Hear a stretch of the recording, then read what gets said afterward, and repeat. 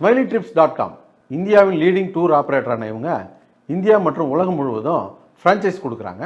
வெறும் 5 லட்சத்திலேயே ஸ்மைலி ட்ரிப்ஸோடைய ஃப்ரான்ச்சைஸை நீங்கள் துவங்கிடலாம். இதுலேயே இன்டீரியர், எக்ஸ்டீரியர், ஃபர்னிச்சர், லேப்டாப்னு ஃப்ரான்ச்சைஸ்க்கு தேவையான எல்லா செட்டப்பையும் ஸ்மைலி ட்ரிப்ஸே பண்ணி கொடுத்துருவாங்க. மேலும் விவரங்களுக்கு திரையில் தெரிகிற எண்ணுக்கு ஃபோன் பண்ணுங்கள். SmileyTrips.com விசிட் பண்ணுங்கள். இன்றைக்கி நம்ம திரைவிமர்சன நிகழ்ச்சியில் இயக்குனர் சாட்சி இயக்கத்தில் வெளியே வந்திருக்கிற சட்டம் என் கையில் படத்தை பற்றி பார்க்க போகிறோம். இந்த படத்துடைய கதையை பற்றி பார்த்தோம்னா, படத்துடைய ஆரம்பத்தில் ஏற்காடு மலையில் ஹீரோ ரொம்ப வேகமாக பதட்டத்தோட காரை ஓட்டிகிட்டு வர்றாரு. இந்த சமயத்தில் ஒரு பைக்காரன் குறுக்க வந்து விழுந்துடுறான், அடித்து தூக்கிடுறாரு. போய் பார்த்தா ஸ்பாட் அவுட்டு. இப்போ இந்த பாடியை எடுத்து டிக்கியில் போட்டுக்கிட்டு இந்த பாடி எங்கேயாவது ஒரு பள்ளத்தாக்கில் கொண்டு போய் போட்டுடலாம் அப்படின்ட்டு போகிறாரு. அங்கே ஒரு இடைஞ்சல் வந்ததுனால வேறு ஒரு நல்ல இடமா பார்ப்போன்னு போய்கிட்டு இருக்காரு. அதுக்கடையில் போலீஸ் செக் பண்ண ஆரம்பிச்சிட்டாங்க வண்டியெல்லாம். இவர் போய் மாட்டுறாரு.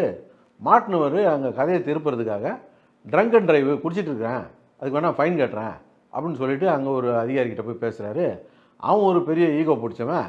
அவங்ககிட்ட பேசுகிறதுல வம்பாயி அது இவனை பிடிச்சி கொண்டு போய் பெரிய கேஸில் கோர்த்து விட்றேன் பாரு அப்படின்னு சொல்லிட்டு ஹீரோவையும் காரையும் எடுத்து கொண்டு போயிட்டு போலீஸ் ஸ்டேஷனில் விட்டுட்டு ஹீரோவை போலீஸ் ஸ்டேஷனில் உட்கார வச்சிடுறாங்க.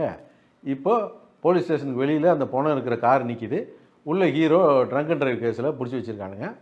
இது இந்த சமயத்தில் ஏற்காட்டில் மையப்பகுதியில் ஒரு பொண்ணை கழுத்தில் இருக்க செயினை அறுத்துட்டு நிறைய வெட்டிட்டு கொலை பண்ணிவிட்டு ஒருத்தன் போயிருக்கிறான். அது யார் அப்படின்றத கண்டுபிடிக்கிறதுக்கும் போலீஸ் போயிருக்குது. இந்த 2 வழக்குக்கும் என்ன தொடர்பு, அதுக்கப்புறம் என்னாச்சு அப்படிங்கிறத இந்த படத்துடைய கதை.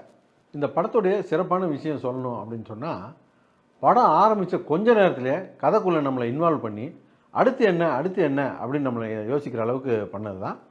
இந்த அடுத்து என்ன அப்படிங்கிறது படம் முடிகிற வரைக்கும் இருந்தது. இடையில கொஞ்சம் ஏற்ற இறக்கம் இருந்தாலும் படம் முடிகிற வரைக்குமே அதை கொண்டு போயிருந்தாங்க.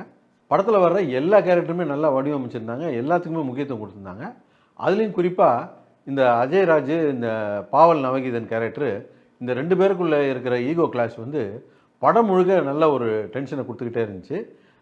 இதில் பாவல் நவகீதனுடைய கேரக்டரும் ரொம்ப நல்லா இருந்தது, அவர் நடிப்பும் பிரமாதமாக இருந்தது. நிறைய நல்ல சீன்கள் இருந்துச்சு. குறிப்பாக ஹீரோ ஃபஸ்ட்டு போலீஸில் மாட்டுற சீனு, அப்புறம் இந்த ஹெட்லைட் சீனு, அப்புறம் அந்த பர்ஸு சீனு, இதெல்லாம் வந்து படத்தில் ரொம்ப இன்ட்ரெஸ்டிங்காக இருந்தது. பெரிய பட்ஜெட் இல்லாமல் ஒரு சின்ன ஆர்டிஸ்ட்டுங்களை வச்சுக்கிட்டு ஒரு முடிஞ்ச அளவுக்கு தரமான ஒரு படத்தை கொடுத்துருக்காங்க. அதுக்கு முக்கியமான காரணம் இந்த டெக்னிக்கல் டீமை தான் சொல்லணும். கேமரா ஒர்க்காக இருக்கட்டும், மியூசிக்காக இருக்கட்டும், எடிட்டிங்காக இருக்கட்டும், எல்லாமே ரொம்ப நல்லா இருந்தது. நடிகர் நடிகைகளுடைய தேர்வு, நடிப்பு எல்லாமே ரொம்ப சூப்பராக இருந்தது. இதையெல்லாம் தாண்டி இந்த படம் முழுக்க ஒரு டைரக்டர் படமாக இருந்தது. மொத்தத்தில் இந்த படம் எப்படி இருக்குது அப்படின்னு கேட்டிங்கன்னா, இந்த படம் எல்லாருக்குமான படம் கிடையாது. இது சஸ்பென்ஸ் த்ரில்லர் படம் பார்க்கக்கூடிய ரசிகர்களுக்கான படம்.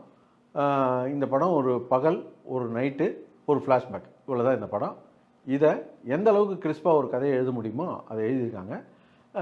படத்தில் இன்னும் கொஞ்சம் விறுவிறுப்போம், இந்த ஃப்ளாஷ்பேக்கில் கொஞ்சம் டெப்த்து வச்சுருந்தா இந்த படத்தை சூப்பர் படம் அப்படின்னே சொல்லியிருக்கலாம். இருந்தாலும் பெருசாக எதிர்பார்ப்பு இல்லாமல் இந்த படத்தை போய் பார்த்தீங்கன்னா நிச்சயமாக ஒரு ஓகே ரகமான படமாக இருக்கும். Brought to you by Chellakutty and Smiley Trips.